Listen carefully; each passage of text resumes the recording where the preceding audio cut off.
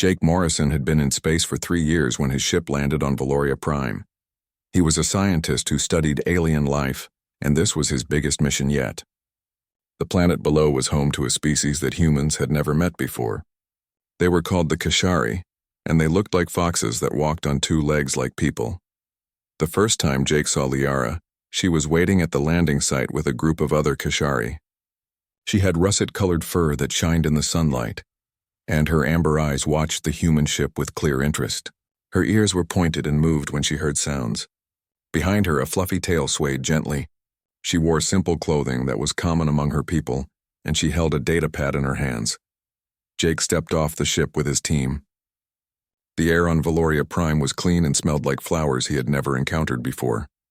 The Kashari delegation approached slowly, showing they meant no harm. Liara was the first to speak.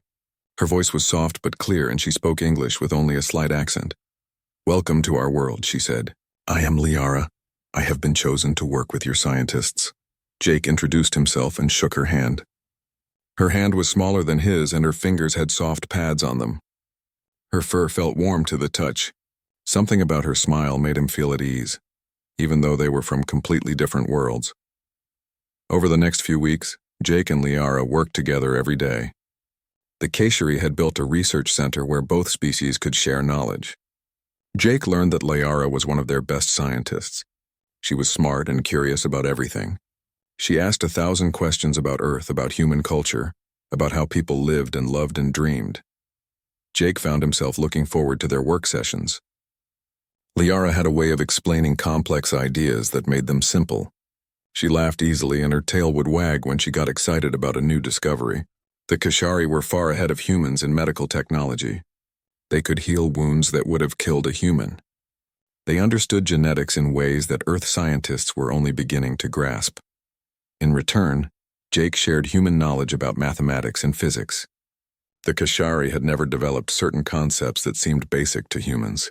When Jake showed Liara a new way to calculate stellar distances, her eyes went wide with wonder. She grabbed his arm without thinking, her excitement pure and genuine. "This changes everything," she said. "Do you know what this means for our space program?" Jake smiled. "I think I have an idea." As the months passed, their friendship deepened. They started eating meals together. Liara introduced Jake to Kashari food, which was mostly plant-based but delicious. Jake brought her human snacks from the ship, and she loved chocolate more than anything. She said it was the best thing humans had ever invented. They talked about more than just science. Liara told him about her childhood, about running through forests with her siblings, about the way Kashari families lived in large groups where everyone helped raise the children. Jake shared stories about growing up on Earth, about the ocean, about the first time he looked through a telescope and knew he wanted to explore the stars. One night, they were working late in the laboratory. Everyone else had gone home. They had just finished a major breakthrough in their research, combining Kashari medical tech with human computer systems.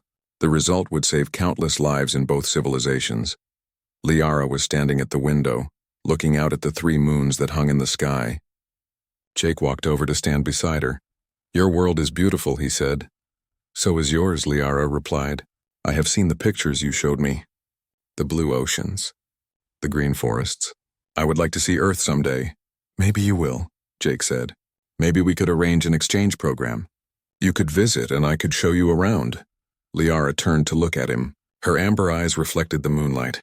"I would like that very much, Jake Morrison." There was a moment of silence between them. It was not awkward. It felt natural, like they were both waiting for something they could not name. Jake realized how close they were standing. He could hear her breathing, could smell the faint scent of the soap she used. "Liara," he said quietly, "I need to tell you something." "What is it?" she asked. "I have never felt this way about anyone before," Jake said. "You are not just a colleague to me. You are not just a friend. I look forward to seeing you every day. When I am not with you, I think about you. I know we are from different worlds, but I cannot help how I feel." Liara's tail had gone still. Her ears were pointed forward, focused entirely on him. "In Kashari culture," she said slowly, "we believe that bonds between souls are more important than bonds between bodies. We do not choose who we connect with. The universe chooses for us, and have you felt this connection?" Jake asked. "From the first day," Liara admitted. "I thought I was alone in this feeling. I thought you would see me as just an alien, just something strange and different. Jake reached out and gently touched her face. Her fur was soft under his fingers. You are the least strange person I have ever met, he said. You feel like home. Liara closed the distance between them. What happened next was natural and right. Two beings from different worlds, finding comfort and connection in each other. They did not think about the consequences. They did not consider what it might mean. In that moment, there was only the two of them, and the feeling that they had found something rare and precious. Later, as they lay together in the quiet laboratory, Liara rested her head on Jake's chest. He ran his fingers through her fur, marveling at how right this felt. My people have a saying, Liara said softly. When two souls meet and recognize each other, they are meant to walk the same path. No distance can separate them. No difference can divide them. That is beautiful, Jake said. It is more than beautiful, Liara said. It is sacred. When Kashari bond like this, it means something very important in our culture. Jake should have asked what she meant. He should have questioned the significance. But he was too happy, too content to worry about details. He simply held her closer and watched the moons move across the alien sky. He did not know that in 3 weeks his entire life would change forever. He did not know that what felt like a simple expression of love was, in Kashari biology and culture, something far more binding and permanent. He did not know that he had just set in motion events that would shake two civilizations to their core. For now, he was just a man who had found an unexpected connection in the vastness of space. And that was enough. 3 weeks had passed since that night in the laboratory. Jake and Liara continued their work as before, but everything had changed between them. They were careful not to show too much affection in public, but everyone could see the way they looked at each other. The other scientists smiled and whispered, happy that the human and Kashari had formed such a strong friendship. But Liara had been acting strange for the past few days. She was quieter than usual. Her tail, which normally swayed with her emotions, was held low and still. Jake noticed that she barely touched her food during their meals together. When he asked if something was wrong, she would smile and say she was fine, but the smile did not reach her eyes. On the 21st day after their night together, Liara sent Jake a private message. It was short and simple. Please come to my quarters after work. I need to speak with you alone. It is important. Jake felt a knot form in his stomach. Something in the tone of her message worried him. He tried to focus on his work for the rest of the day, but his mind kept wandering. Had he done something wrong? Was Liara having regrets about their relationship? Were there Kashari cultural rules he had broken without knowing? When the workday finally ended, Jake made his way to the residential area where Liara lived. The Kashari had given the human scientists their own quarters, but many chose to stay in the mixed housing area to better understand their hosts. Liara's room was small but comfortable, decorated with plants from her homeworld and a few pictures of her family. She opened the door before he could knock. She must have been watching for him. Her face was serious and her ears were pressed back against her head. Jake had learned that this meant she was nervous or upset. Come in, she said quietly. Jake entered and the door closed behind him. Liara gestured for him to sit on the cushions that Kashari used instead of chairs. She sat across from him, her tail wrapped tightly around her legs. For a long moment she said nothing. She just looked at him with those amber eyes, and Jake could see fear in them. Liara, what is wrong? Jake asked. Please, just tell me. Liara took a deep breath. There is something you need to know about Kashari biology, she began. Something I should have explained to you before that night. I thought you understood. I thought your people had the same customs, but I realize now that I was wrong. What are you talking about? Jake asked. When Kashari form a deep emotional connection with another being, and when that connection becomes physical, our bodies respond in a specific way, Liara said. Her voice was shaking slightly. It is not something we can control. It is built into who we are as a species. When the bond is real, when the emotions are genuine, our biology adapts. Jake was starting to understand, but he did not want to believe it. Adapts how? Liara met his eyes. Jake, we mated. In the Kashari way, we are now bonded for life, and I am carrying our child. The room seemed to spin. Jake felt like all the air had been sucked out of his lungs. That is not possible, he said. We are different species. We are from different planets. Our DNA should not even be compatible. That is how human biology works, Liara said. But Kashari evolved differently. We have what your scientists would call adaptive reproduction. When two beings share a true emotional and physical bond, our bodies find a way to create life. It does not matter if we are the same species. The bond is what matters. Jake stood up and began pacing. His mind was racing, trying to process what he was hearing. You are telling me you are pregnant? With my child? A human Kashari hybrid?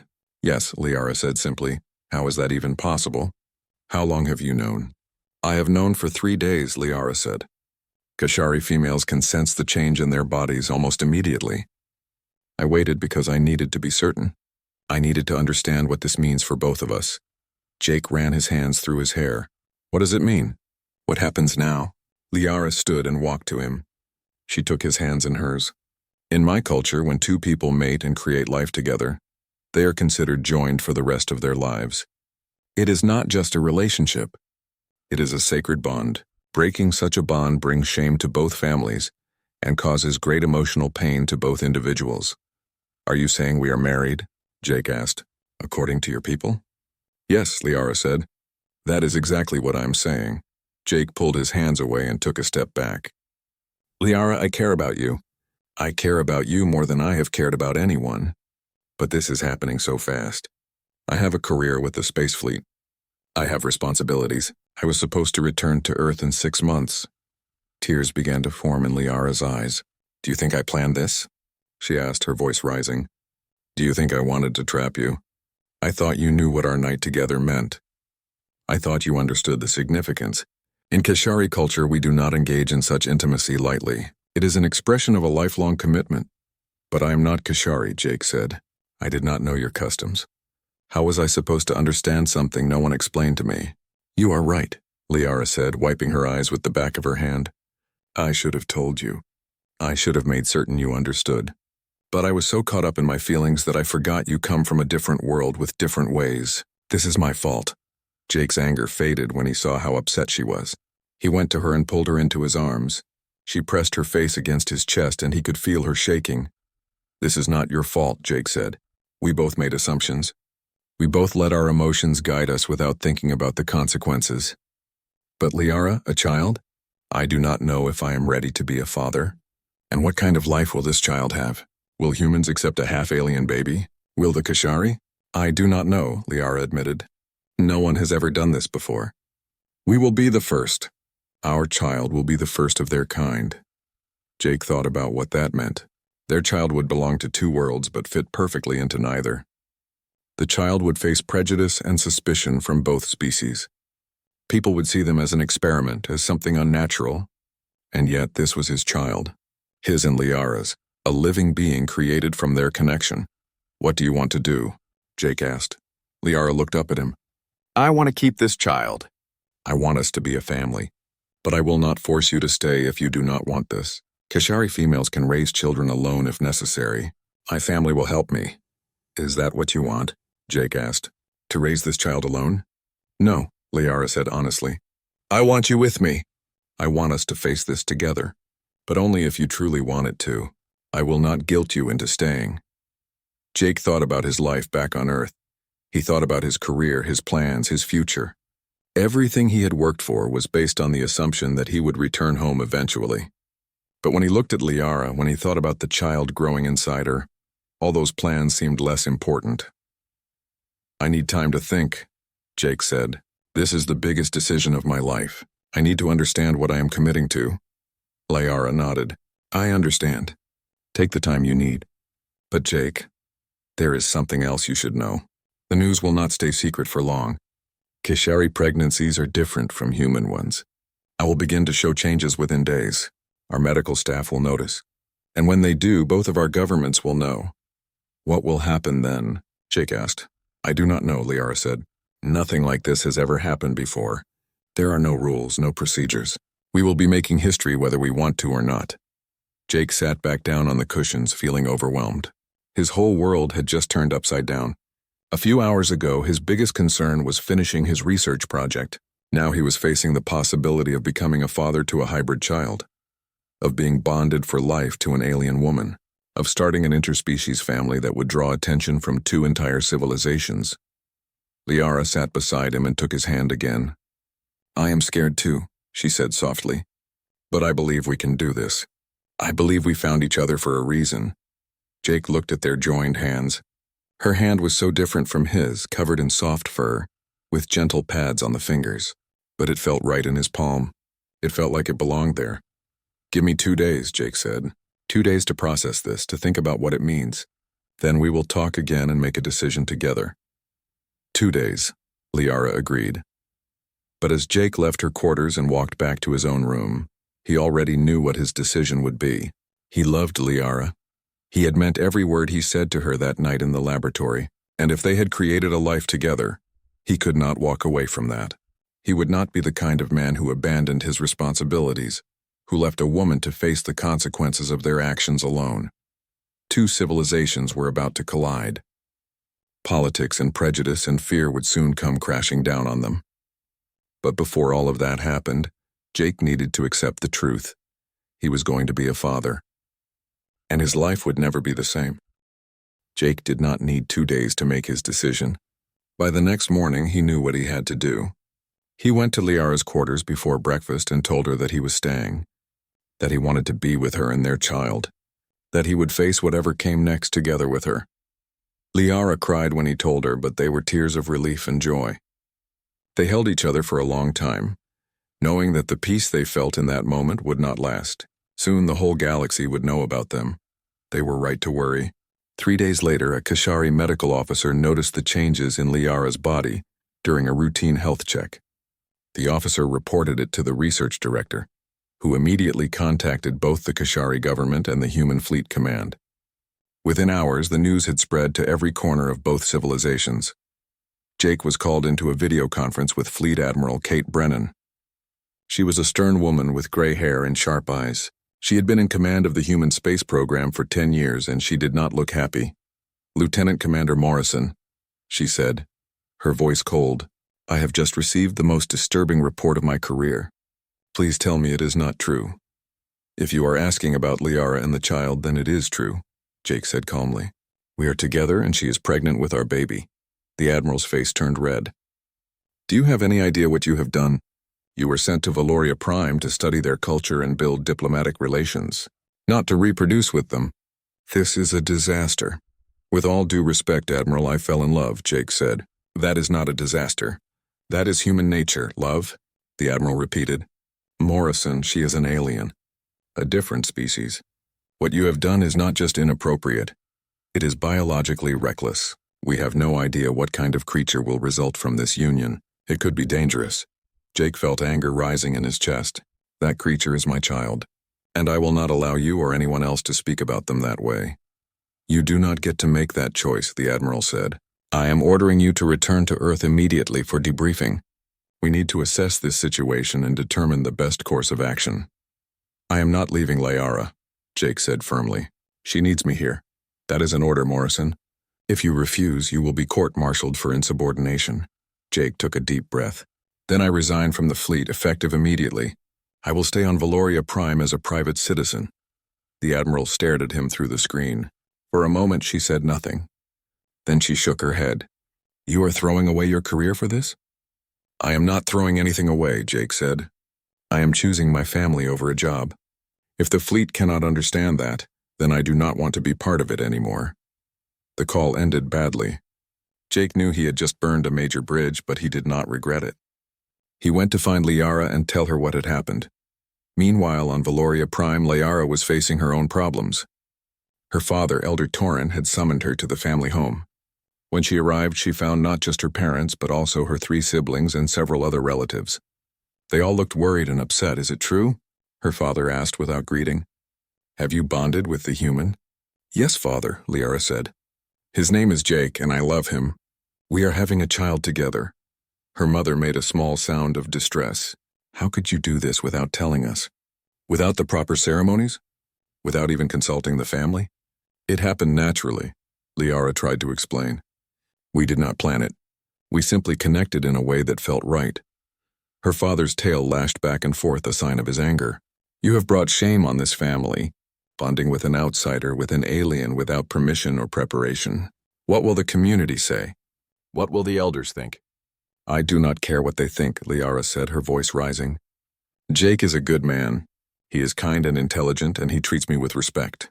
Is that not what matters? What matters is tradition, her father said. What matters is keeping our bloodline pure. You are carrying a hybrid child, Liara. A creature that is neither Keshari nor human. No one knows what it will be like.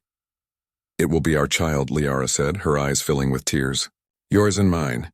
And you are already rejecting them before they are even born. Her younger sister, Mira, spoke up. Father, maybe we should give Liara a chance. The bonding has already happened. According to our laws, it cannot be undone. What is done, silence, their father commanded. This is a matter for adults to decide. But Liara had heard enough. She stood up, her body shaking with emotion. I am an adult. I made my choice. If you cannot accept it, then I will leave this house and not return. Her mother gasped. Liara, you cannot mean that. I do mean it, Liara said. I will not stay where my child is not welcome. Jake has already given up his career for us. The least I can do is stand strong for our family. She left before anyone could stop her. Outside, she leaned against the wall and tried to catch her breath. Her whole body was shaking. She had never spoken to her father that way before. In Keshari culture, family was everything. But she had meant what she said.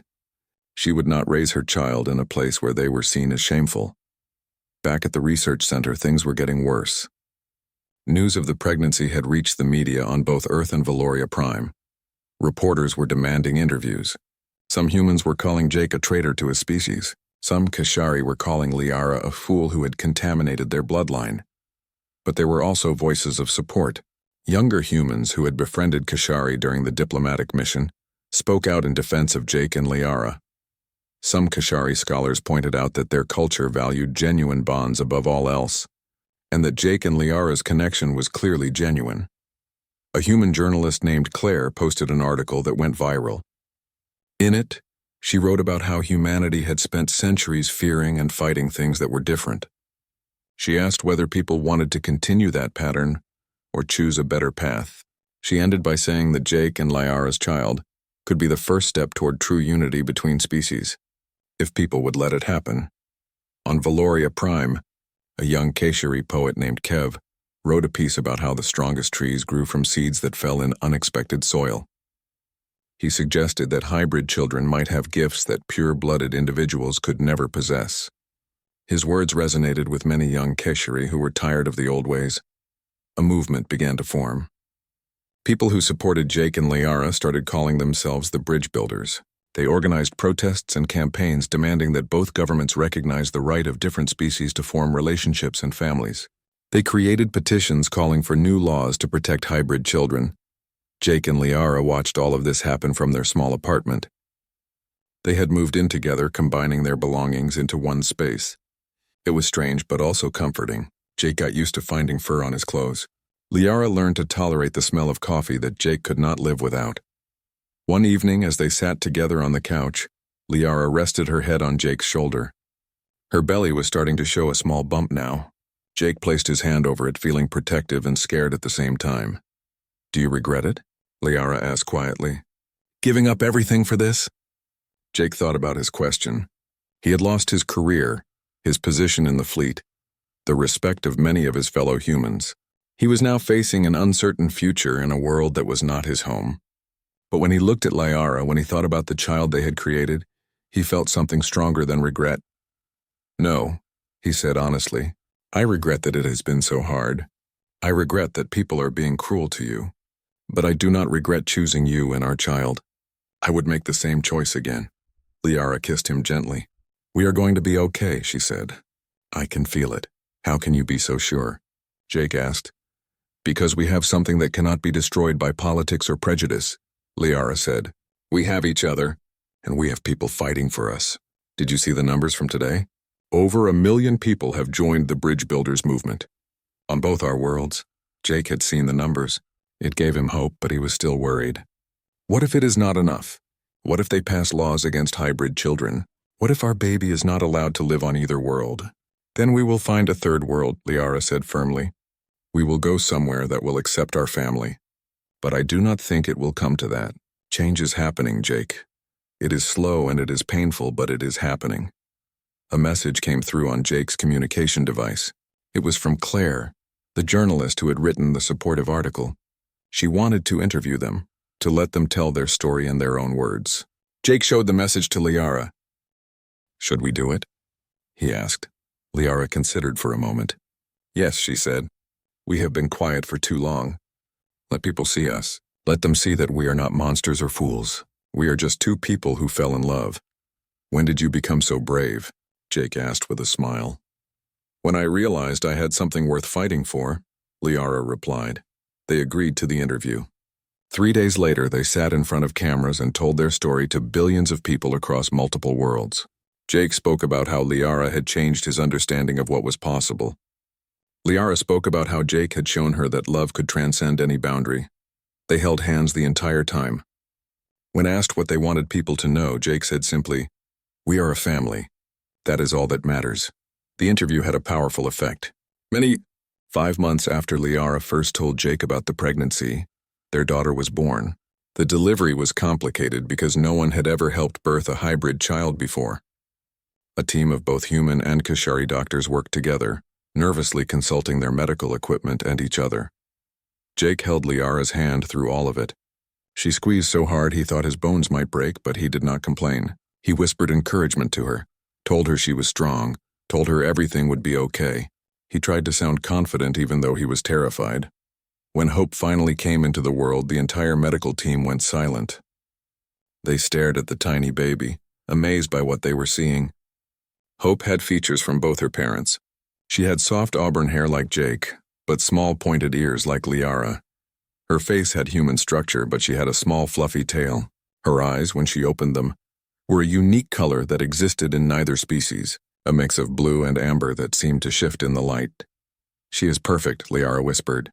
Tears streaming down her face, Jake could not speak. He just looked at his daughter, this tiny, impossible being that he and Liara had created. Hope made a small sound and his heart melted completely. He was a father now. Nothing in his life had prepared him for the rush of love and protectiveness he felt. The doctors ran tests over the next few days. They were gentle and respectful, but Jake could see the scientific curiosity in their eyes. Hope was a biological marvel. Her DNA was a seamless blend of human and Kashari genetics. Her body system seemed to function perfectly, taking the best attributes from both species. She has enhanced senses from her Kashari heritage, one doctor explained. Better hearing and smell than a human child. But she also has the complex brain structure of humans. As she grows, she may display abilities neither species has. Is she healthy? That was all Jake cared about. Completely healthy, the doctor assured him. In fact, she may be healthier than pure human or pure Kashari children. The genetic combination seems to have eliminated several weaknesses each species normally has. News of Hope's birth spread quickly. Photos of her were leaked to the media despite Jake and Liara's request for privacy. People across multiple worlds saw the first hybrid child. Reactions were mixed. Some people thought she was adorable. They posted supportive messages saying that Hope proved different species could unite. Others were disgusted, calling her an abomination and demanding that laws be passed to prevent more hybrid births. Scientists wanted to study her. Religious leaders debated whether she had a soul. Jake and Liara tried to shield Hope from all of it. They focused on being parents, learning how to care for their unique daughter. Hope grew faster than human babies but slower than Kashari kits. She needed a special formula that combined nutrients from both species' diets. She slept in a temperature-controlled crib because her body regulated heat differently than either parent species. Despite the challenges, Hope was a happy baby. She smiled easily and laughed often. Her little tail wagged when she was excited. Her ears perked up when she heard music. When she looked at Jake and Liara with those unique eyes, they felt like the luckiest parents in the galaxy. But as Hope grew from baby to toddler, new problems emerged. Jake wanted to take her to Earth to meet his parents, but the human government denied his request. They said Hope was not recognized as a human citizen because her DNA was only 50% human. She could not enter Earth without proper citizenship. Liara faced the same problem when she wanted to take Hope to visit certain Kashari provinces. Some regions had passed laws stating that only pure Kashari were allowed within their borders. Hope was denied entry because she was half human. She belongs to two worlds, but neither world wants her, Jake said bitterly one night. What kind of future does she have? She has us, Liara said firmly. And she has people who support her. The bridge builders have not given up. They are fighting for citizenship laws to be changed. But the legal battles were slow and frustrating. Jake and Liara hired lawyers from both species to argue their case. They attended hearings and gave testimony. They showed videos of Hope playing, laughing, being a normal, happy child. But bureaucracy moved at a crawl. The stress began to affect their relationship. Jake sometimes felt guilty that his species was making life hard for Liara and Hope. He would apologize for things that were not his fault, and Liara would get frustrated with him for apologizing. Liara sometimes resented how slowly human systems moved compared to Kashari consensus-based government. She would make comments about human inefficiency, and Jake would feel defensive. They argued more than they used to. Small disagreements about how to raise Hope would turn into bigger fights about cultural differences. Jake thought Kashari parents were too permissive. Liara thought human parents were too controlling. They had to learn to compromise, to respect each other's traditions while creating new ones for their unique family. Through it all, Hope remained their anchor. When things got tense between Jake and Liara, they would look at their daughter and remember why they were fighting. Hope was worth every struggle, every sacrifice, every moment of doubt. As Hope approached her 3rd birthday, she started showing remarkable intelligence. She could speak in both English and the Kashari language fluently. She understood complex concepts that children her age normally could not grasp. Her hybrid brain seemed to process information in ways that amazed educators from both species. But her intelligence also made her aware of things Jake and Liara wished she did not know. She asked why she could not visit Earth like other human children. She noticed when Kashari children at the park were pulled away from her by their parents. She heard the whispered comments and saw the stares. "Mama, why do people look at me funny?" Hope asked Liara one day. Liara's heart broke. She knelt down to Hope's eye level. "Because you are special, my darling. You are the first of your kind. People are not used to seeing someone as unique as you. But I do not want to be special," Hope said. "I just want to be normal." "Normal is overrated," Jake said, scooping Hope into his arms. "You know what is better than normal? Being you. Being brave and smart and kind. That is what matters." Hope hugged her father tight, her small tail wrapping around his arm. "Do you really think so?" "I know so," Jake said. Despite their reassurances, Jake and Liara worried about Hope's future. They heard about other human Keshari couples now. Inspired by their example, a few other hybrid children had been born, but it was still rare, still controversial. Would Hope grow up lonely, one of only a handful of beings like her? The Bridge Builders movement continued to grow. They organized rallies and campaigns. They lobbied governments and wrote petitions.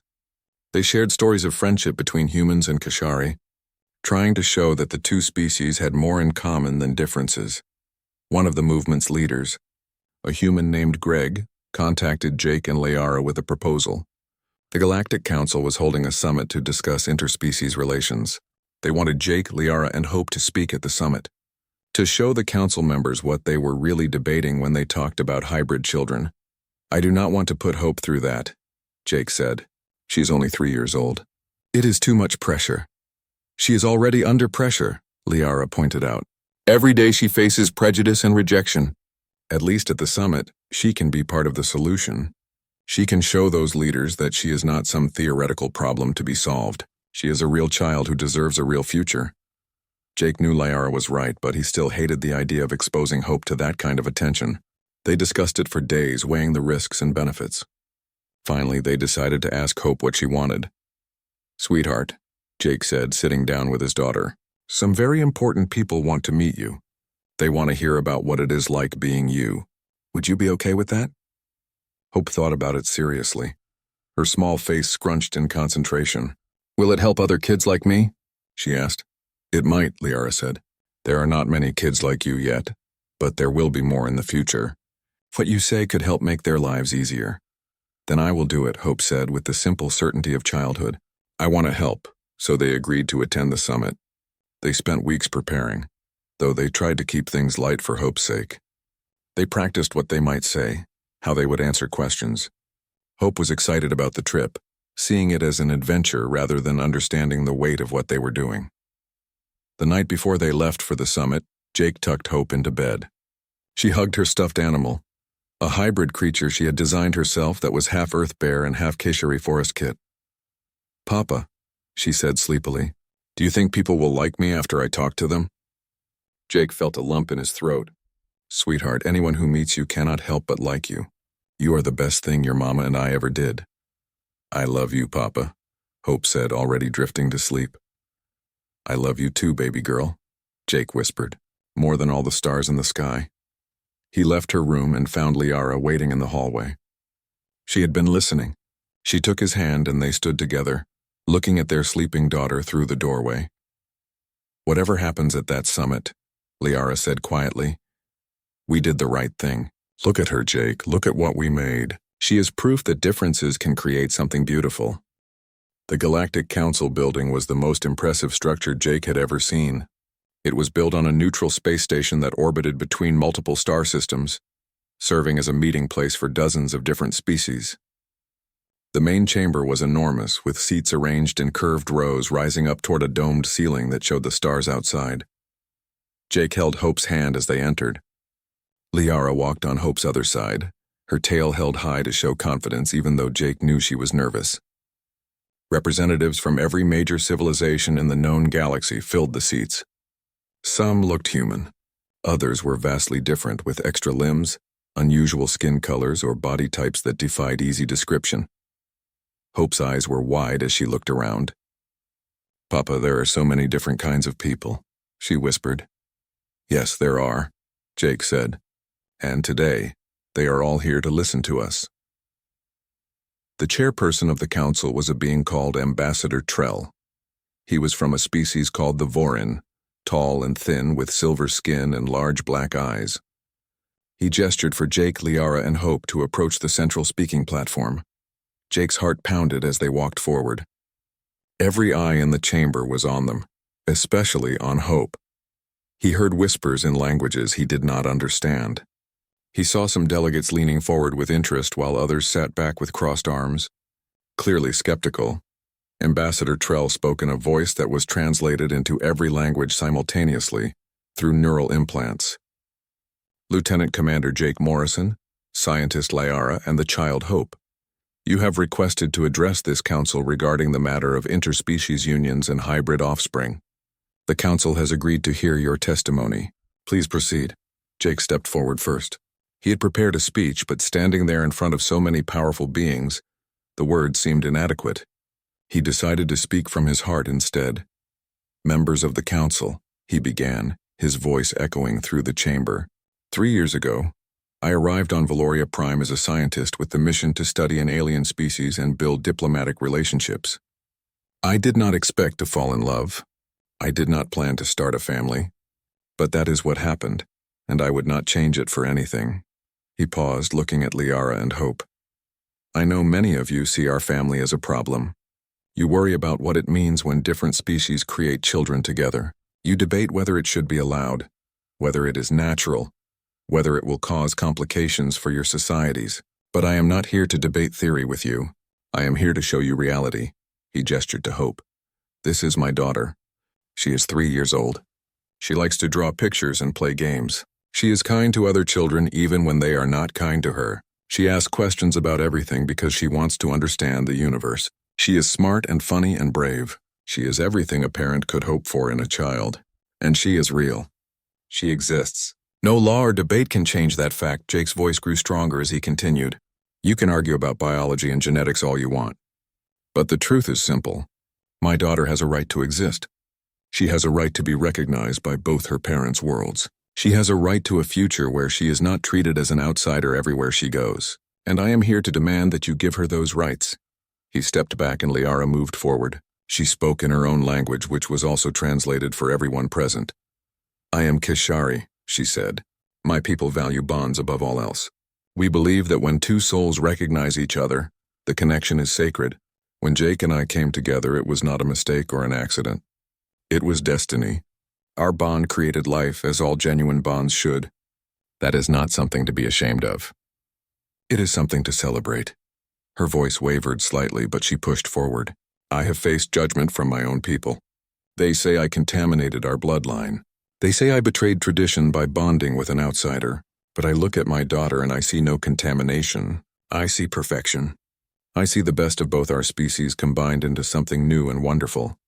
Liara's tail swished behind her as she spoke with growing passion. You all talk about unity between species. You talk about cooperation and peace. But how can we truly unite if we reject the children born from genuine connections between our peoples?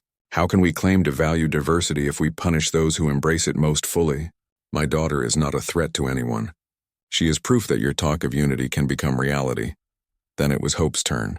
Jake and Liara had debated whether to let her speak at all. She was so young. But Hope had insisted she wanted to say something, and they had finally agreed. Hope walked to the center of the platform. She looked impossibly small standing there alone, a tiny child facing an assembly of the galaxy's most powerful beings. But she did not seem afraid.